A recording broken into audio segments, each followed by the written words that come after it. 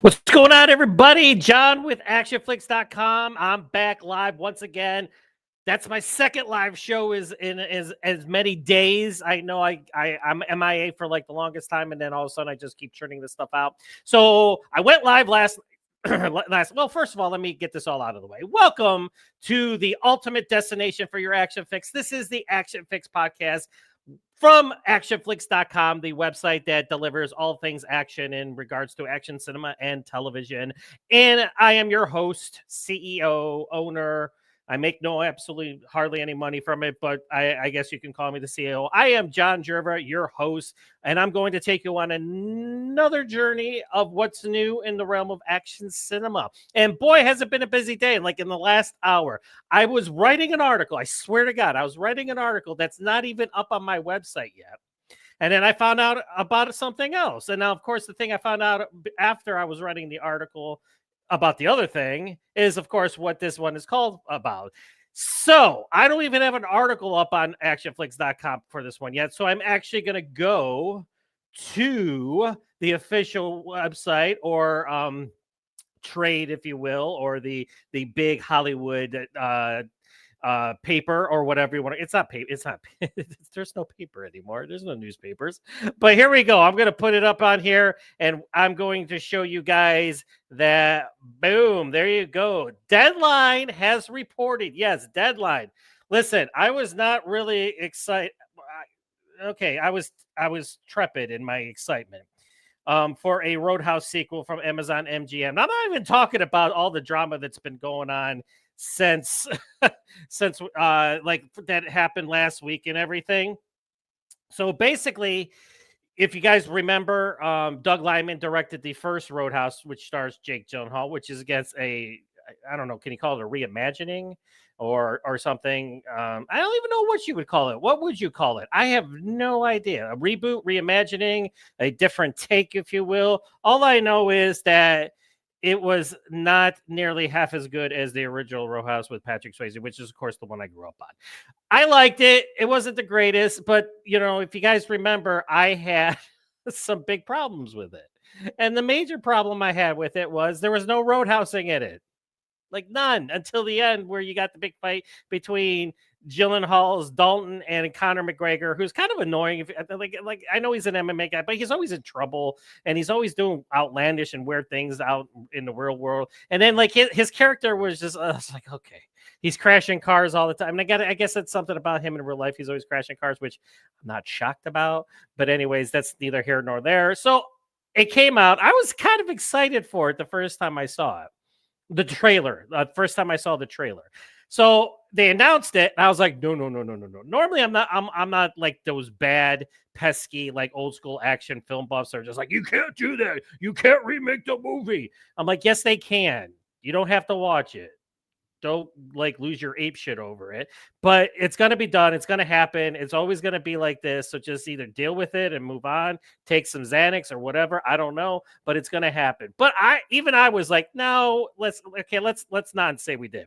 Because we all know Patrick Swayze and Sam Elliott and of course Marshall Teague, who I interviewed. Again, I'm going to name drop right there. Again, you can see that interview up on my actionflix.com website, as well as the audio podcast on Spotify, Apple, Amazon, anywhere you get your podcasts. So that's a classic.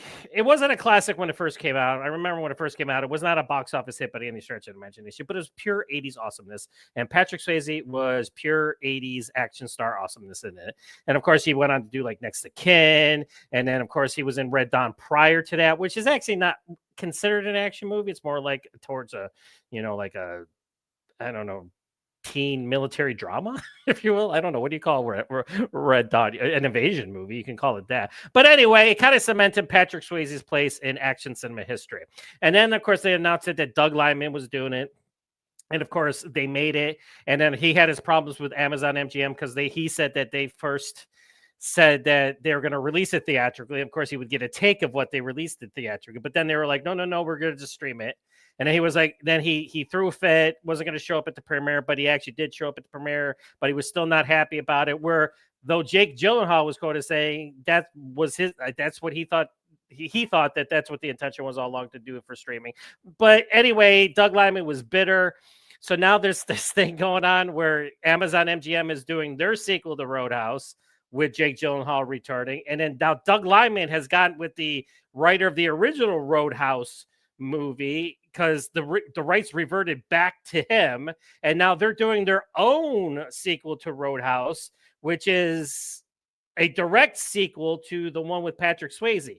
That we don't know like how it's going to take. Like, is it going to be the son of Patrick Swayze, kind of like what they did in that directed-video movie with Jonathan Skeach, which was not that great, although it did have Richard Norton in it, and the late great Richard Norton, he did fight in it.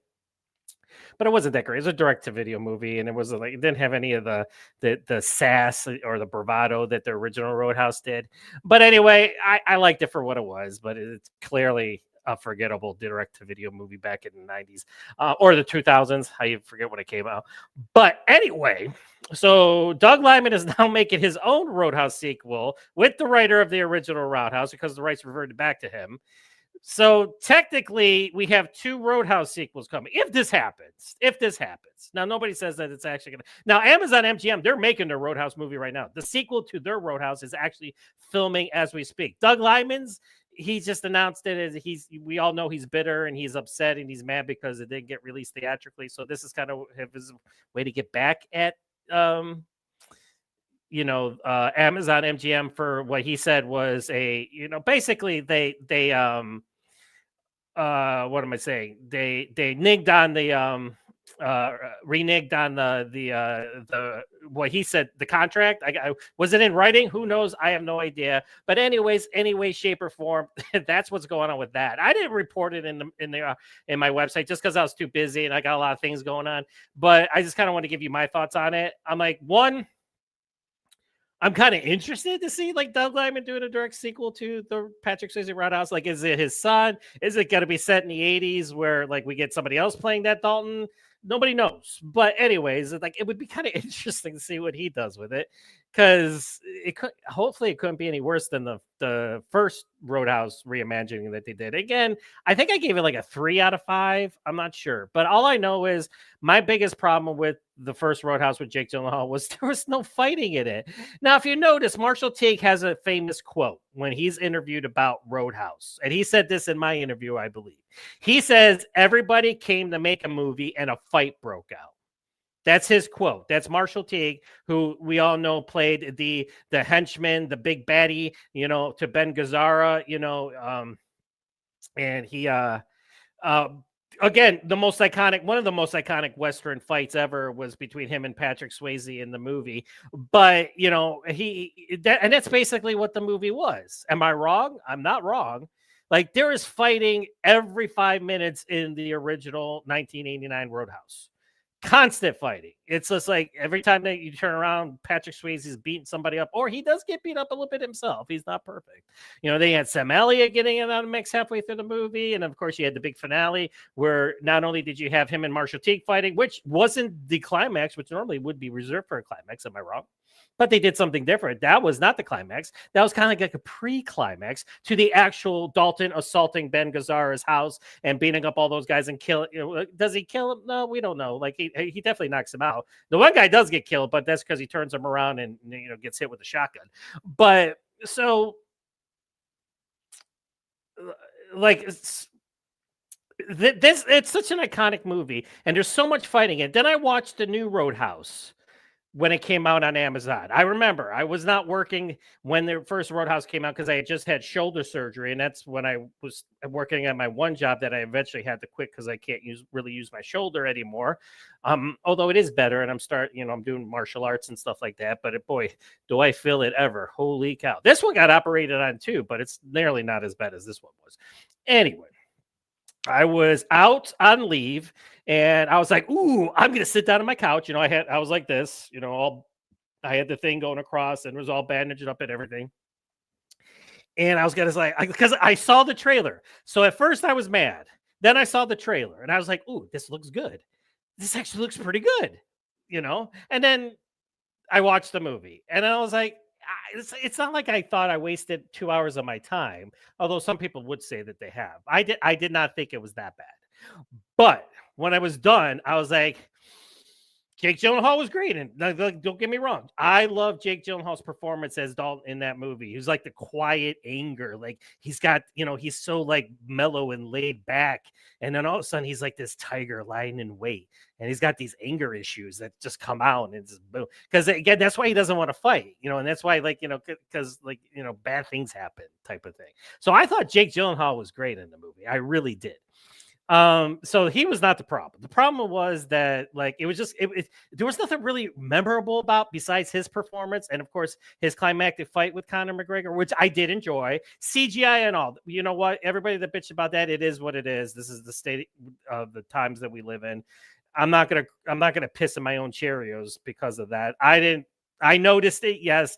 Did I raise a fit? No, not really. I was just like, whatever, it is what it is. I mean, the movie wasn't that great to begin with. So then they announced, of course, they were doing a sequel. Well, even before all this drama that came out last week or the week before about Doug Liman doing his own sequel. I got comments about it. I'll talk more about that later on, but that's not what we're here for. We're not here for drama. We're here to talk about the fact that my boy, Uwais, who is becoming a very popular person, although he should be more of a major star than he is right now, is set to star alongside Jake Gyllenhaal in Roadhouse 2. That's right. It was reported today in Deadline, and let me read it officially from right here. Amazon MGM Studios Roadhouse 2 has added 3 new cast members. So there's 3 of them that got announced, and let me scroll here and show you the photos of the ones that got announced today. Hang on. My bad. Sorry about that. There we go. Live TV, everybody. All right, so we got Andrew King Bach, Bachelor of Violent Night 2. So he's going to be in the sequel to Violent Night, so that's pretty cool. Of course, Uwais is in the middle. He is in the Raid films. And Hidetoshi Nishijima from Drive My Car. I didn't see that movie. Anyways, but, okay. Am I more excited today than I was yesterday for the Roadhouse sequel? You bet. Now, here's the disclaimer, though. Here's the disclaimer, though. Okay, so I'm gonna just say this right now. Yes, Uwais is in the movie. Yes, but how much is he gonna be in it? Are they gonna utilize the Uwais that we all know and love, or is it gonna be like Stuber, or is it gonna be like? Now, don't get me wrong. I love Mile 22. You can sue me all day. I have no money anyway, so I don't know what you're gonna sue me for, but. I did enjoy him in Mile 22. Of course, I loved him in Triple Threat with Jesse V. Johnson's Triple Threat, where he fought alongside Tiger Chen and Tony Jaa. So I thought he was great in that movie. And of course, the Raid films. And then Marintal, he was great in. And of course, The Night Comes for Us, he was great. But those are the Indonesian films. Now, the American films have kind of, saturated Iko, if you will. So basically, character details are under wraps. So we know next to nothing except that these 3 gentlemen are starring in the film. Now, here's another reason. Okay, now here's another reason why I am more excited today about this sequel than I am for the original movie, which had no roundhousing in it. That should have been the title of my. I didn't do a written review for Roadhouse. I did a podcast review, but that should have been the title of it: a Roadhouse movie without any roadhousing. Am I wrong? There's a few scrapes here and there. Okay, the one where he has everybody come out and he's like, do you guys have a good doctor, or no? You guys know where a good hospital that's nearby. That fight scene I liked, although of course there was some CGI shenanigans going on in there. That was a good fight, but that was pretty much it. Then there was the alligator sequence where the one guy unfortunately got eaten by the alligator or the crocodile. I forgot which one it was, but so. And then there was a couple other little scrapes. And then, of course, you had the big finale at the end with the boats chasing each other. I don't want boat chases. I want to see roadhousing. But then him and Conor McGregor tussling, MMA style, I did enjoy. I thought that was a great fight. So the news follows Deadline scoop yesterday, which I did not see this. My bad. I am sorry. Sometimes I miss things. That 6 real-life fighters. So real-life fighters, MMA fighters, boxers. All right. So Rico Verhoeven, Michael Chandler, Michael Venom Page. That's a cool name. Dustin Poirier, Stephen Thompson, and Tyrone Woodley have also joined the cast of the fighting-themed actioner alongside Jay Heron, who will reprise his role as UFC fighter Jack Jetway Harris from the first film. Okay, so you know what that tells me right there? So you got Uwais and you got these 6 real life fighters. I think they saw the movie when they made it and they're like, we need more roadhousing. So I think this sequel is gonna be better. Now, don't take me to the bank on it. I'm just okay. I can't make assumptions because we know the assumptions are the mother of all f ups, right? But it sounds a lot better than it did yesterday. It ain't like you don't. Listen. I don't even need the 6 real life fighters. If you and the other 2 stars, no offense to them, but if it would have just been Eco's face there, say Eco Uwais joins Roadhouse 2, I would have been like, sold. I'm in. Let's do it. Let me see it tomorrow, yesterday, whatever the case may be. So yeah, so I'm more excited than I was yesterday. That's for sure. So this pleases me because now I have something to look forward to. I'm like, before I was like, oh yeah, they're making the sequel that's filming now. Great. I'm going to watch it and probably give it a lukewarm, mediocre review. But now who knows? I might go more than 3 or 3.5, you know, if Eco's used in it. Okay. Now, so plot specifics for the sequel. Hang on. Which sees Jake Gyllenhaal return as UFC fighter turned bouncer Dalton remain under wraps. But the film is said to be a production. Get this, a production of greater scope, scale, and ambition. You know what that means, everybody? More roadhousing. Yep. Mark my words, more roadhousing. They saw it and they were like, you know what? We screwed up. With filming taking place across the UK, Malta, and Savannah, Georgia. So, okay, there's the scope. So not only is it going to be in America, it's going to be in the UK and Malta. Sign me up. The sequel follows 2024's Roadhouse, Amazon's reboot of the 80s classic star Patrick Swayze, which drew 80 million views worldwide in its first 8 weeks on Prime Video. Elia Nightschuler is directing the Roadhouse. Of course, Doug Liman he's doing his own Roadhouse sequel. Is directing Roadhouse 2 from a script by Bill. As previously, and of course, this coincides with the fact that Dave Bautista is also in the movie, and he might be like the Sam Elliott, Wade Garrett character to Jake Gyllenhaal's Dalton. Okay, so the cast also includes Leela George, Aldous Hodge, who I like. Aldous Hodge, he's a good one, and Dave Bautista. Like I said, Atlas Entertainment's Charles Roven and Alex Garner are producing alongside 9 Stories Productions, Jake Gyllenhaal, and Josh McLaughlin, who are under a 3-year first look film deal with Amazon MGM. So there you go, boom, baby. So. Am I excited? I am a lot more excited than I was 2 minutes ago, as you can see. And again, if you guys are watching, drop me a line, drop me a comment. Let me know your thoughts. Are you more excited like I am? How can you not be? It's Eco US. Now, the only thing is everybody's going to be like, what Eco? Are they going to actually have Eco fight? I don't think they're going to put Eco US in the movie and just have him stand there at the bar entrance, you know, checking IDs as underage ladies come in. So I think they're actually going to be. Now, how is he going to be used? I don't know. Is he going to be a henchman? Is he going to be the main bad guy? Or is Aldous hot? You know, like we know next to nothing. We don't know anything else about this. So who knows? So I'm curious. You should be curious. And if anything, we should all be more excited that now the Roadhouse 2 sequel, or Roadhouse sequel, which you call right now Roadhouse 2 from Amazon MGM, is going to be bigger in scope and scale and ambition. And it's got 6 real life fighters, and it's got Eco US. So more roadhousing. Let's all hope. Because if we do all this and there's still as much roadhousing as there was in the first one, I'm going to be like, you know what? I give up. Don't make a third one. If you make a third one, I'm not climbing on board. So, all right. So let me know in the comment section what you guys think of it. Do you like this idea? Of course, you should like the idea. Anytime you add Eco US is like a ninja, right? You put a ninja in a movie or ninjas in a movie, it automatically makes it better. It could be the shittiest movie you've ever seen. You throw in ninjas fighting, you're like, hey, you know what? This movie ain't so bad anymore. You put Eco US in an action movie, you're like, okay, let's watch it.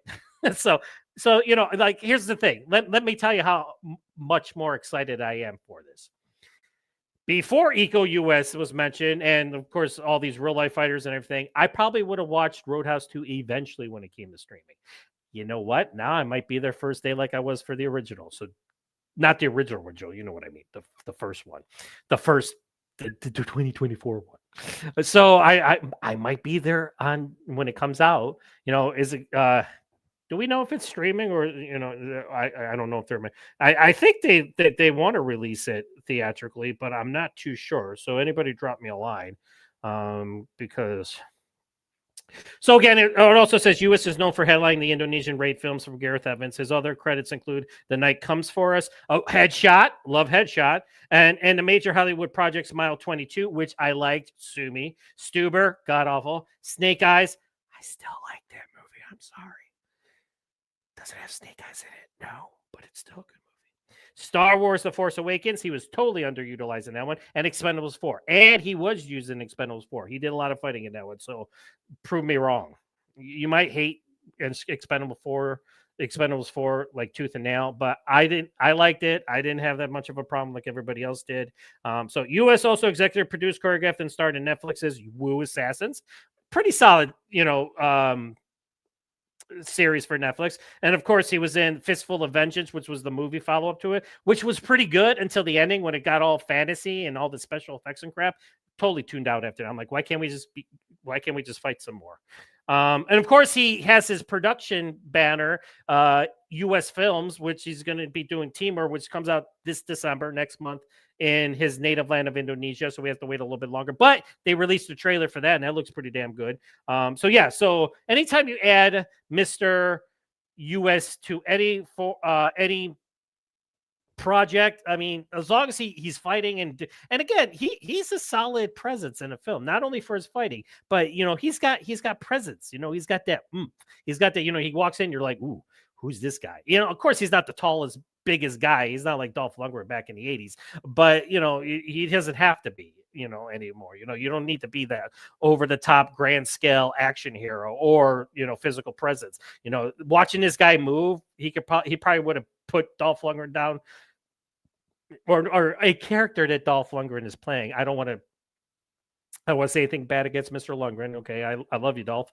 But like the guy's is badass. Like not only is he badass in the movies, but he's badass in real life. All right, so with that down. And again, I noticed, like, of course, and like I said, Jake Gyllenhaal was like, I loved his performance in it. Hit Conor McGregor, you can leave it. I don't know, but he was definitely sensational in it. And of course, like Iko's been such a fixture in action movies, and of course, the raid films are what he's going to live and die by, those movies. And of course, he does bad guys good too, as he did in the Expendables. Changed my mind. But yeah, so with that down, now we're going to go into something else. And again, this was the article that I was writing when I found this out. And I was like, oh, I got to go live with this, because I was going to do a live show today anyways. And also, before I go any further, tonight, I'm also going to be live on my buddy Owen's show, the Action Elite Live, the War Room. And today's November 5th. You know what that means? Remember the 5th of November. That's right. So tonight we're going to be talking about V for Vendetta, which starred Hugo Weaving and Natalie Portman. I love Natalie Portman. Put her in anything, I'm going to watch it. She's gorgeous. She's a great actress, and she's sensational in this movie. So is Hugo Weaving, who you never see his face at all, but he transcends through that mask.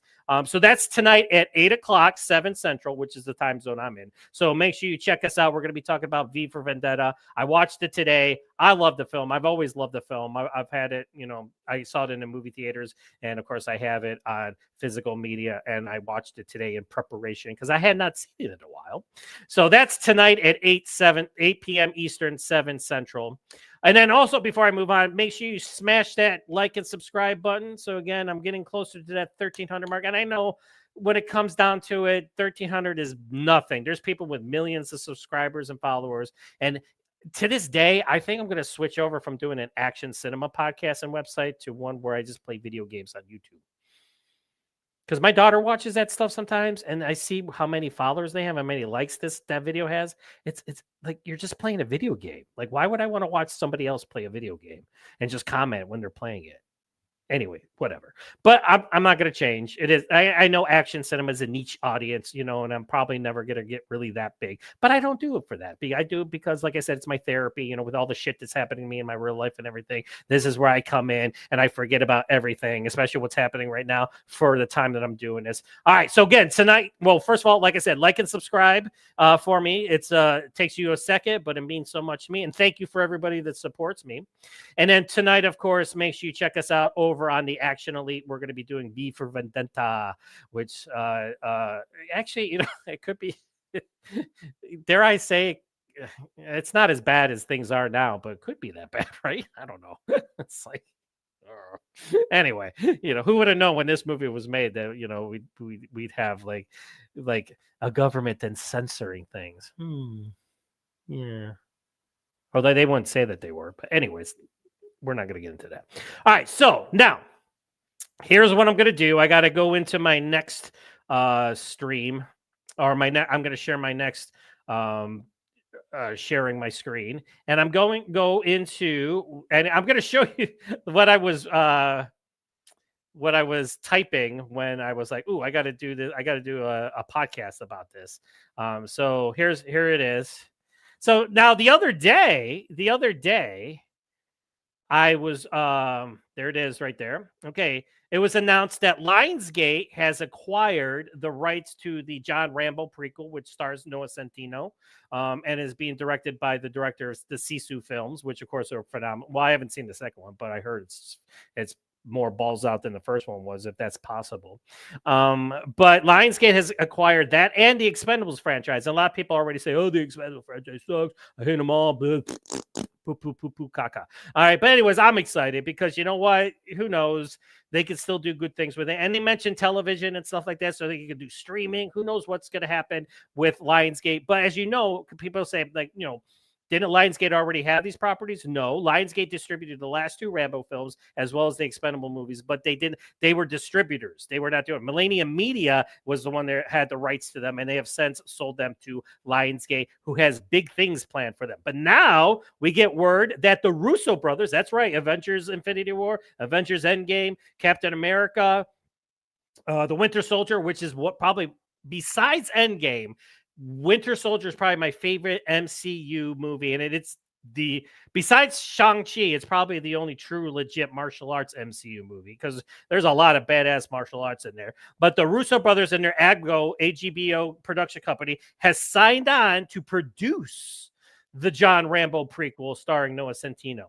And if you checked him out lately, he's also in a new upcoming Street Fighter film, which looks a little sus, but does have Andrew Koji and some other solid talent in it. But he's going to be playing Ken Masters. He's been working out. He's huge, so he's going to have the build, because filming. He's doing Street Fighter right now, but they're going to start filming the John Rambo prequel in early 2026 in Thailand.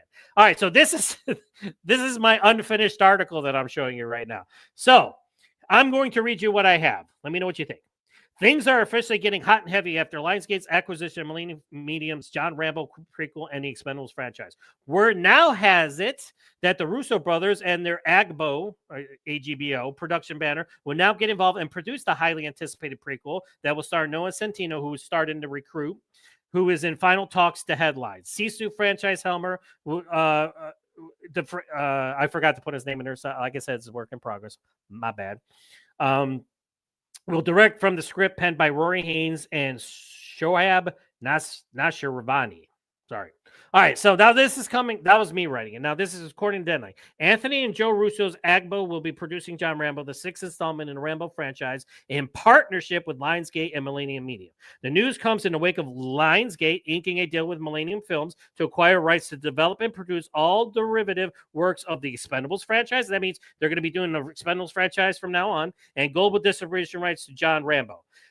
Lionsgate is launching foreign sales soon for John Rambo at the American film market, which is going to be happening, I believe, next week. Angelo Russo Atstad and Michael Disco, that's a cool last name, will produce for AGBO alongside Kevin King Templeton, Les Weldon, and Jonathan Younger for Millennium Medium. The Russo brothers will serve as executive producers. There you go. So that's pretty big news. Now, also, the plot details, of course, are classified, but we do know that the prequel is going to be set during John Rambo's time in Vietnam. And I believe correct me if I'm wrong, but it's going to show his transition from regular old, uh, Arizona boy who goes to war and transforms into the killing machine that we have seen in the Rambo films. But it's set during the Vietnam War and will explore the formative experiences of the United States Special Forces Army men. So it's also going to talk. It's also going to deal with the formation of the Special Forces. As we all know, John Rambo was a Green Beret. Finnish filmmaker Jalmari Helander is at the helm, and with that, fans can hopefully expect a solid dose of bloody visual carnage that he is best known for with the over-top Sisu films.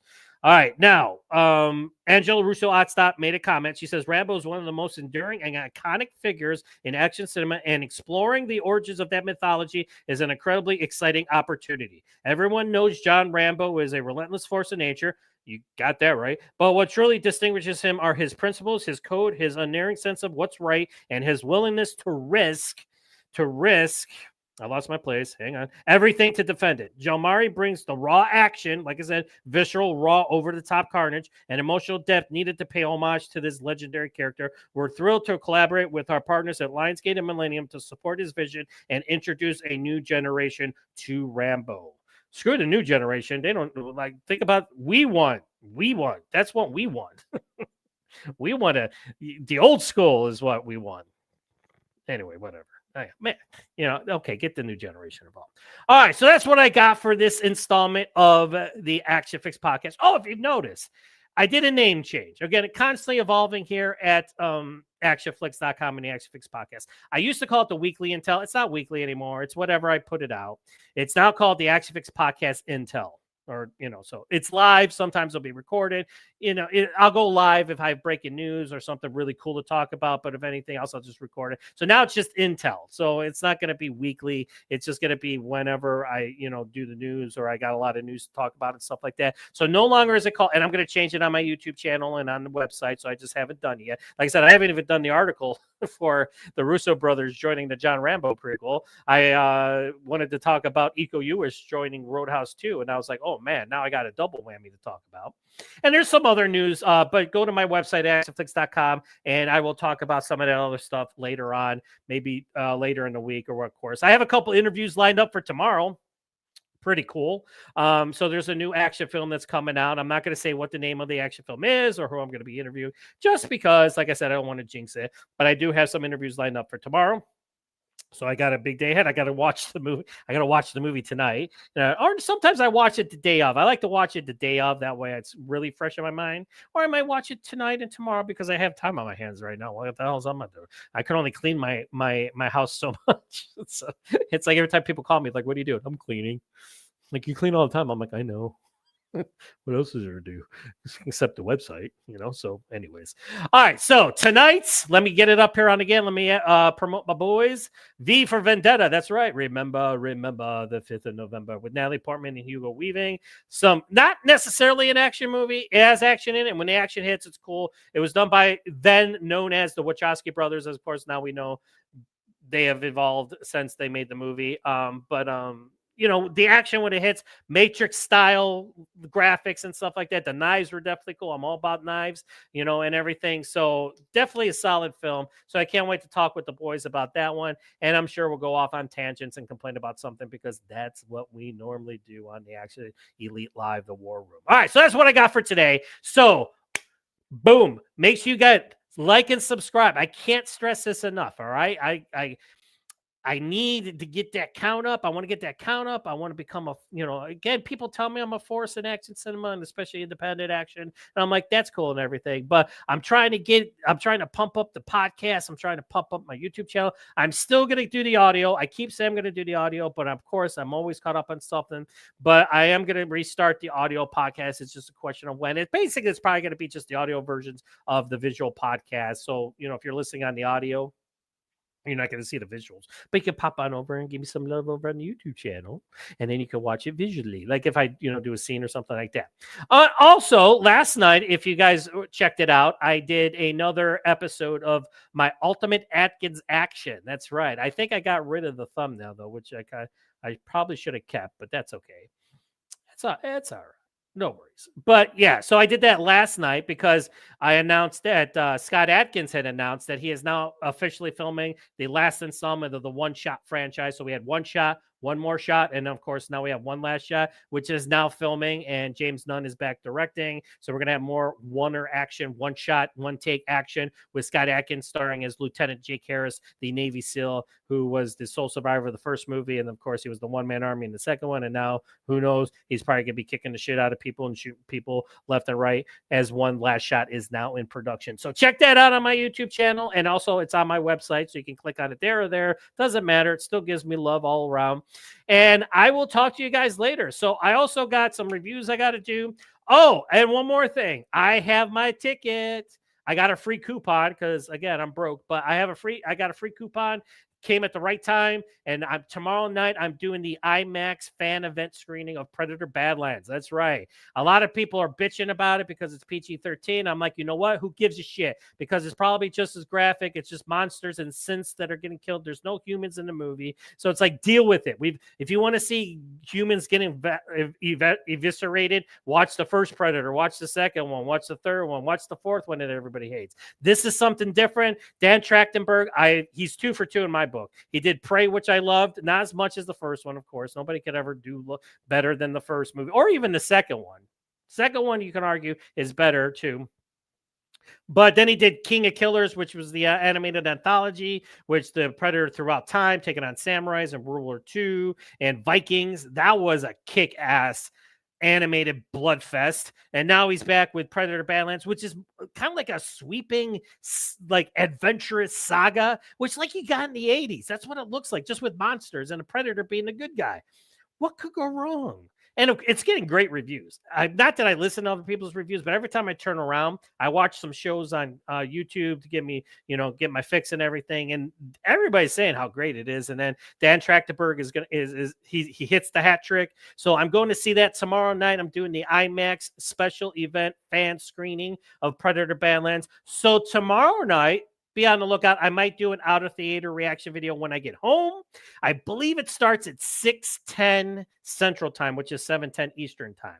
So like around 9-ish, maybe 9:30, just depending how I get situated. I get home, I calm down from maybe hopefully watching a great Predator flick. And it just looks kick-ass. Like, you got, again, everybody's making fun of the protagonist Predator Deck.